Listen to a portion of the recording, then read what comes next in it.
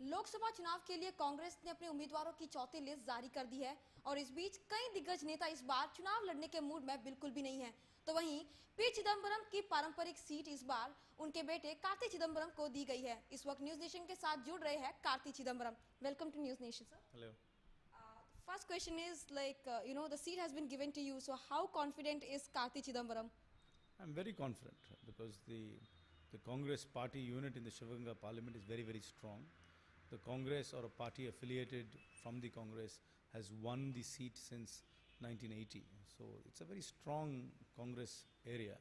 And the party unit is very, very strong, coupled with the fact that the work we have done there, which has touched many lives. I think our prospects of victory are very bright. And sir, there are some talks. Is Mr. Chidambaram is fearing defeat? That is not true at all. My father has contested a total of 9 elections since 1997, since 1977. He contested for the assembly in 77. He contested for parliament from 1984. He has won 7 parliament elections. So there is no question of fear of defeat. He's won 7 times and has been unsuccessful twice. So he just is taking a break from electoral politics, that's all. Because the BJP claims, last time like how the counting was in a big, question mark. So even Modi has said Chidambaram as a recounting minister. I think these are all pointless electoral comments which people make on stage. And everybody knows there was no recount in the election. My father won the election fair and square, and pretty much every losing candidate in this country files an election petition after they lose. This is the norm, and there is absolutely no truth in these baseless allegations. It was an election which was fought fair and square and won fair and square. I would also like to know what would be your issues, especially in Tamil Nadu, where all the parties are taking up Tamil issue as a major one, and people of Tamil Nadu seem to be angry over Congress attitude over the Tamils issue as well as the Rajiv Gandhi assassins issue. So what would be your issues? First of all, we will run our campaign based on the programs we have done, the NREGA student loan program, the farm loan waiver, self-help group loan program. These are things which we will highlight. We will also contrast this with the inaction of the AIADMK. They have been in government for 3 years. We'll also highlight the failures of the AIADMK.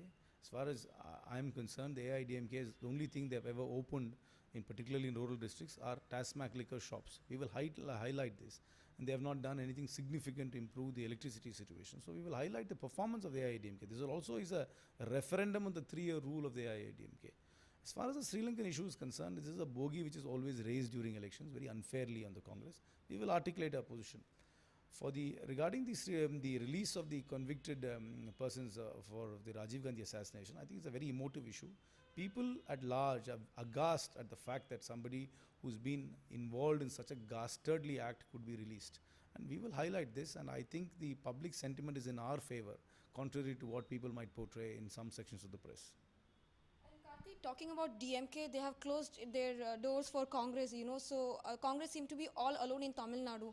So how challenging would that be? All political parties are contesting pretty much alone. The AIADMK has no alliance partners, the DMK has no national partners, and the BJP has only an alphabet soup. So everybody is contesting separately. So all our strengths will be tested out on our relative basis. So it is not unique for the Congress alone to be contesting separately. All other parties are also contesting pretty much separately. The communist parties are also contesting separately. So there are no large political formations. So this will be an interesting election. Talking about the new front formed by DMK, BJP, the DMDK, MDMK, PMK and some regional parties. How do you see this front? Will that be able to challenge AIADMK or DMK or Congress? Please repeat all the names of the parties there. Yeah, BJP front, MDMK, DMDK, PMK, IJK and Congo party. Do you think this front will actually be able to challenge AIADMK, DMK and Congress? They are just an alphabet soup of no electoral relevance.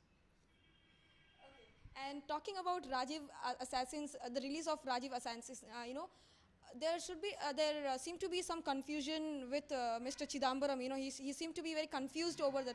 So if you can just clear the stand of Congress. He's articulated his position very, very clearly, and the position of the Congress party is, while the court has reduced the death sentence to life sentence, I think the decision to release them is rather premature and hurried. And that is the position of the Congress party, and that is the position of the finance minister as well. Okay. And Karthi, a final question. AIADMK Jayalalitha again, Chief Minister of Tamil Nadu, says that people of Tamil Nadu would throw Congress out like how they did with the DMK in 2011. I think Ms. Jayalalitha is forgetting 2004 and 1996. I think she should recollect what happened in 1996 and 2004. तो ये थे कार्तिक चिदम्बरम जो बता रहे थे कि इस बार का जो चुनाव है वो वाकई बहुत चैलेंजिंग होने वाला है और ये अब देखना वाकई दिलचस्प होगा जहां तमाम पार्टी जो है वो तमिल मुद्दे को एक अहम मुद्दा बना रही है, जबकि तमिल मुद्दे को लेकर हमेशा से ही यहाँ की जनता जो है नाराजगी दिखाई है। तो अब ये देखना वाकई दिलचस्प होगा कि कांग्रेस की नैया अब ये नए उम्मीदवार को लेकर किस तरह से पार पड़ती है। वीडियो जर्नलिस्ट पार्थ के साथ पिंकी राज पुरोहित, न्यूज़ नेशन, चेन्नई।